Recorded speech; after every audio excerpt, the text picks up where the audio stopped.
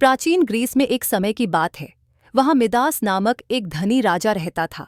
वह फ्रिगिया राज्य पर शासन करता था और अपनी असीम दौलत के लिए प्रसिद्ध था। लेकिन इतनी संपत्ति होने के बावजूद राजा मिदास कभी संतुष्ट नहीं था। उसे हमेशा और अधिक सोने की लालसा रहती थी, क्योंकि वह मानता था कि अधिक धन उसे सच्ची खुशी देगा।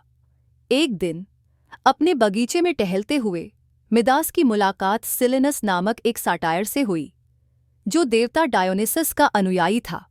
सिलेनस मिदास के राज्य में भटक कर आ गया था और उसके बगीचे में सो गया था। मिदास ने साटायर को दंडित करने के बजाय उसे भोजन और आश्रय देकर उसकी मदद की। जब डायोनिसस, जो शराब और उत्सव के देवता थे, को मिदास की दयालुता के बारे में पता चला, तो उन्होंने मिदास को इनाम देने का फैसला किया और उसे एक इच्छा मांगने का अवसर दिया।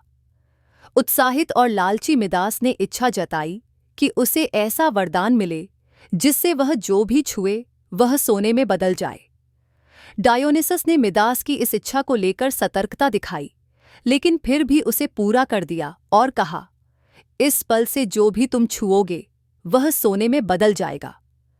मिदास खुशी से झूम उठा। वह तुरंत अपने महल की ओर भागा और अपनी नई शक्ति को आजमाने के लिए बेचैन हो गया। उसने अपने बगीचे के फूलों को छुआ और वे तुरंत ठोस सोने में बदल गए। उसने महल के खंभों को छुआ और वे भी सोने में बदल गए। उसकी इच्छा पूरी हो गई थी और उसका राज्य सोने की चमक से जगमगाने लगा। लेकिन मिदास जल्द ही अपनी इच्छा की दुखद खामी को समझ गया। जब वह खाने बैठा तो जैसे ही उसने खाना छुआ वह सोने में बदल गया। उसकी शराब भी सोने की तरल धारा में बदल गई और रोटी भी कठोर सोने की बन गई। मिदास घबरा गया। उसके पास अब असीमित सोना था, लेकिन वह न तो खा सकता था और न ही पी सकता था।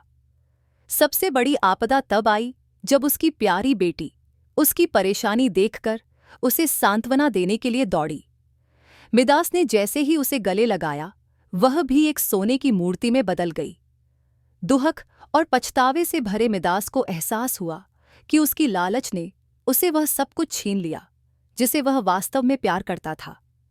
मिदास ने हताश होकर डायोनिसस से प्रार्थना की, उनसे दया की भीख मांगी और अपनी इच्छा वापस लेने की विनती की। मिदास की सच्ची पश्चाताप देखकर डायोनिसस ने उसकी मदद करने का फैसला किया। उन्होंने मिदास को नदी पेक्टोलस में अपने हाथ धोने को कहा और सोने का जादू उसके हाथों से धुल जाएगा। मिदास तुरंत नदी की ओर दौड़ा और अपने हाथों को पानी में डुबो दिया। जैसे ही उसने ऐसा किया, उसका अभिशाप खत्म हो गया और सोने का जादू समाप्त हो गया। नदी के किनारे की रेत सोने में बदल गई, लेकिन मिदास की शक्ति चली गई। जब वह अपने महल वापस लौटा तो वह सब कुछ जिसे उसने सोने में बदल दिया था, उसकी बेटी सहित फिर से अपने असली रूप में लौट आया। मिदास ने लालच और सच्ची खुशी के अर्थ के बारे में एक कठिन लेकिन महत्वपूर्ण सबक सीखा। उस दिन के बाद से मिदास ने अपनी संपत्ति और सोने के प्रति अपने जुनून को त्याग दिया।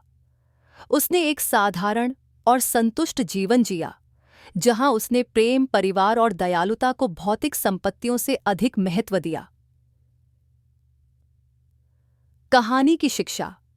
सच्ची खुशी धन या भौतिक संपत्ति से नहीं मिलती।